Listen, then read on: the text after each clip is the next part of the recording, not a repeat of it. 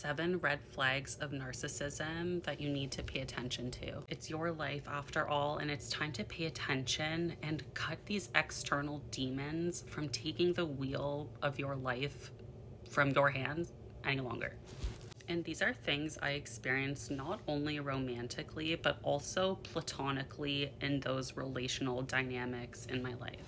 Number 1, they try to take over your life in many ways. This can be done intensely, but also kind of slowly in a way, as it can be done in many categories, so you don't quite catch on to everything that's happening while it's happening necessarily, such as them being the ones to make choices about the food you eat, how you spend your time, how you spend your money, how you dress, how you get places, your career. It's endless. They'll want to be in control of all of these areas. At first, these things can feel kind of nice, but then it's like all of a sudden it feels like you're in a conservatorship and you have almost like a handler, and it's like, oh my god, what's happened, what's going on, this can't continue. They want complete control over you. Autonomy, they hate that word if they even know what it means. 2, they talk down your friends and family to you to make you see only the bad and coerces you to distancing yourself from them and convinces you that they don't have your back, regardless of this being truth or not.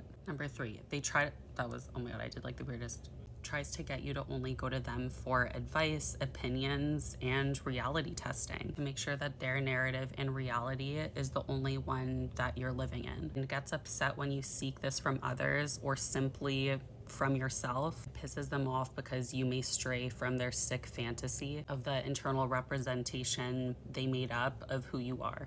4, they will manipulate conversations to be seemingly empathic and caring. But when you actually really listen and pay attention, read between the lines, or read directly like what they're sending you, see it has all these I statements making it all about them, and you realize your opinion was never actually even heard, or if you had the chance to state your opinion, it was just completely bypassed. Number 5, they will pressure you to move in quickly, do things quickly, when there's truly no need to rush, even if you also want those things. Respectful people respect you and your pace. And if you're worried about them abandoning you or rejecting you because you're not giving in to those demands or those pressures, they were never for you anyway. It's better to see and realize that early on rather than later down the road. Number 6, they try to come off as altruistic or charitable when behind closed doors, you know they are the complete opposite of that, and act, speak, and all of that alignment is totally different from their public image. Like the general public, they're known as being like charismatic, like understanding, these amazing people, but really to like only to you or maybe one other person, if you leave their life, continues that cycle and sees the true self of that person. And this can lead to us feeling further feelings of confusion and furthering that cognitive dissonance.